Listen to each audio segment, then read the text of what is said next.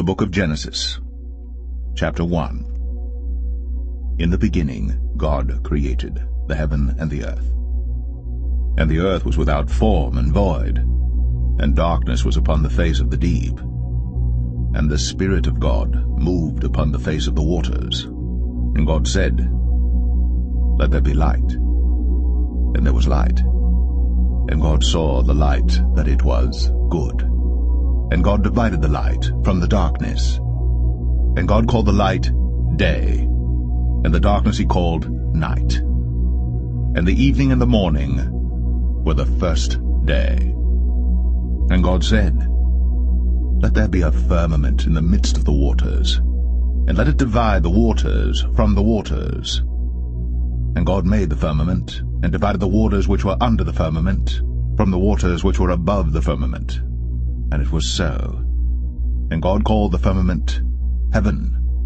And the evening and the morning were the second day. And God said, "Let the waters under the heaven be gathered together unto one place, and let the dry land appear." And it was so. And God called the dry land earth, and the gathering together of the waters called he seas. And God saw that it was good. And God said, "Let the earth bring forth grass, the herb yielding seed, and the fruit tree yielding fruit after his kind, whose seed is in itself upon the earth." And it was so. And the earth brought forth grass, an herb yielding seed after his kind, and the tree yielding fruit, whose seed was in itself after his kind. And God saw that it was good. And the evening and the morning were the third day. And God said, "Let there be lights in the firmament of the heaven to divide the day from the night. And let them be for signs, and for seasons, and for days and years. And let them be for lights in the firmament of the heaven, to give light upon the earth." And it was so. And God made two great lights, the greater light to rule the day, and the lesser light to rule the night. He made the stars also. And God set them in the firmament of the heaven to give light upon the earth, and to rule over the day and over the night, and to divide the light from the darkness. And God saw that it was good. And the evening and the morning were the fourth day. And God said, "Let the waters bring forth abundantly the moving creature that hath life, and fowl that may fly above the earth in the open firmament of heaven." And God created great whales, and every living creature that moveth, which the waters brought forth abundantly after their kind, and every winged fowl after his kind. And God saw that it was good. And God blessed them, saying, "Be fruitful, and multiply, and fill the waters in the seas, and let fowl multiply in the earth." And the evening and the morning were the fifth day. And God said, "Let the earth bring forth the living creature after his kind, cattle and creeping thing, and beast of the earth after his kind." And it was so. And God made the beast of the earth after his kind, and cattle after their kind, and everything that creepeth upon the earth after his kind. And God saw that it was good. And God said, "Let us make man in our image, after our likeness, and let them have dominion over the fish of the sea, and over the fowl of the air, and over the cattle, and over all the earth, and over every creeping thing that creepeth upon the earth." So God created man in his own image. In the image of God created he him, male and female created he them. And God blessed them, and God said unto them, "Be fruitful, and multiply, and replenish the earth, and subdue it, and have dominion over the fish of the sea, and over the fowl of the air, and over every living thing that moveth upon the earth." And God said, "Behold, I have given you every herb-bearing seed which is upon the face of all the earth, and every tree in the which is the fruit of a tree yielding seed. To you it shall be for meat. And to every beast of the earth, and to every fowl of the air, and to everything that creepeth upon the earth, wherein there is life, I have given every green herb for meat." And it was so. And God saw everything that he had made, and behold, it was very good. And the evening and the morning were the 6th day.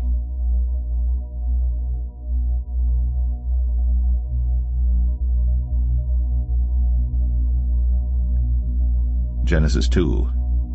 Thus the heavens and the earth were finished, and all the host of them. And on the 7th day God ended his work which he had made, and he rested on the 7th day from all his work which he had made. And God blessed the 7th day, and sanctified it, because that in it he had rested from all his work which God created and made. These are the generations of the heavens and of the earth when they were created, in the day that the Lord God made the earth and the heavens. And every plant of the field before it was in the earth, and every herb of the field before it grew. For the Lord God had not caused it to rain upon the earth, and there was not a man to till the ground. But there went up a mist from the earth, and watered the whole face of the ground. And the Lord God formed man of the dust of the ground, and breathed into his nostrils the breath of life, and man became a living soul. And the Lord God planted a garden eastward in Eden, and there he put the man whom he had formed. And out of the ground made the Lord God to grow every tree that is pleasant to the sight, and good for food, the tree of life also in the midst of the garden, and the tree of knowledge of good and evil. And a river went out of Eden to water the garden, and from thence it was parted, and became into 4 heads. The name of the first is Pison. That is it which compasseth the whole land of Havilah, where there is gold. And the gold of that land is good. There is bdellium, and the onyx stone. And the name of the second river is Gihon. The same is it that compasseth the whole land of Ethiopia. And the name of the third river is Hiddekel. That is it which goeth toward the east of Assyria. And the 4th river is Euphrates. And the Lord God took the man, and put him into the Garden of Eden to dress it, and to keep it. And the Lord God commanded the man, saying, Of every tree of the garden thou mayest freely eat, but of the tree of the knowledge of good and evil thou shalt not eat of it, for in the day that thou eatest thereof thou shalt surely die. And the Lord God said, It is not good that the man should be alone. I will make him an helpmeet for him. And out of the ground the Lord God formed every beast of the field and every fowl of the air, and brought them unto Adam to see what he would call them. And whatsoever Adam called every living creature, that was the name thereof. And Adam gave names to all cattle, and to the fowl of the air, and to every beast of the field. But for Adam there was not found an helpmeet for him. And the Lord God caused a deep sleep to fall upon Adam, and he slept. And he took one of his ribs, and closed up the flesh instead thereof. And the rib which the Lord God had taken from man made he a woman, and brought her unto the man. And Adam said, This is now bone of my bones, and flesh of my flesh. She shall be called woman, because she was taken out of man. Therefore shall a man leave his father and his mother, and shall cleave unto his wife, and they shall be one flesh. And they were both naked, the man and his wife, and were not ashamed.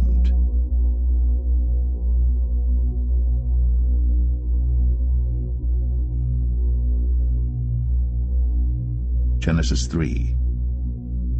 Now the serpent was more subtle than any beast of the field which the Lord God had made. And he said unto the woman, Yea, hath God said, Ye shall not eat of every tree of the garden? And the woman said unto the serpent, We may eat of the fruit of the trees of the garden. But of the fruit of the tree which is in the midst of the garden, God hath said, Ye shall not eat of it, neither shall ye touch it, lest ye die. And the serpent said unto the woman, Ye shall not surely die. For God doth know that in the day ye eat thereof, then your eyes shall be opened, and ye shall be as gods, knowing good and evil. And when the woman saw that the tree was good for food, and that it was pleasant to the eyes, and a tree to be desired to make one wise, she took of the fruit thereof, and did eat, and gave also unto her husband with her, and he did eat. And the eyes of them both were opened, and they knew that they were naked. And they sewed fig leaves together, and made themselves aprons. And they heard the voice of the Lord God walking in the garden in the cool of the day. And Adam and his wife hid themselves from the presence of the Lord God amongst the trees of the garden. And the Lord God called unto Adam, and said unto him, Where art thou? And he said, I heard thy voice in the garden, and I was afraid, because I was naked, and I hid myself. And he said, Who told thee that thou wast naked? Hast thou eaten of the tree whereof I commanded thee that thou shouldest not eat? And the man said, The woman, whom thou gavest to be with me, she gave me of the tree, and I did eat. And the Lord God said unto the woman, What is this that thou hast done? And the woman said, The serpent beguiled me, and I did eat.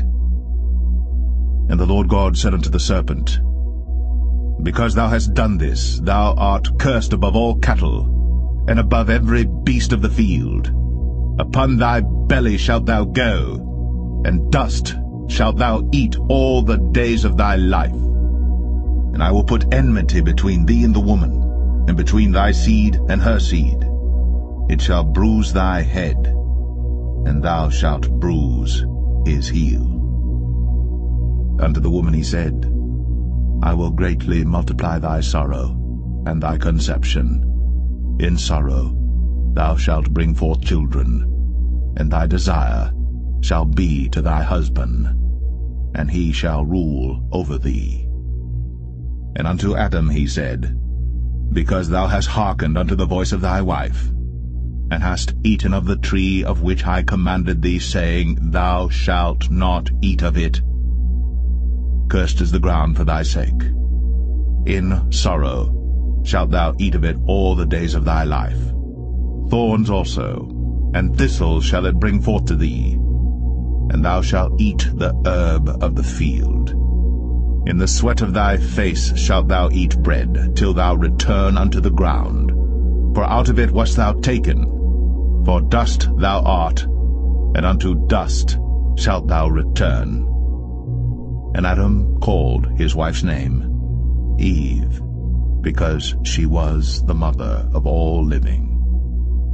Unto Adam also and to his wife did the Lord God make coats of skins, and clothed them. And the Lord God said, Behold, the man is become as one of us, to know good and evil. And now, lest he put forth his hand, and take also of the tree of life, and eat, and live forever. Therefore the Lord God sent him forth from the Garden of Eden, to till the ground from whence he was taken.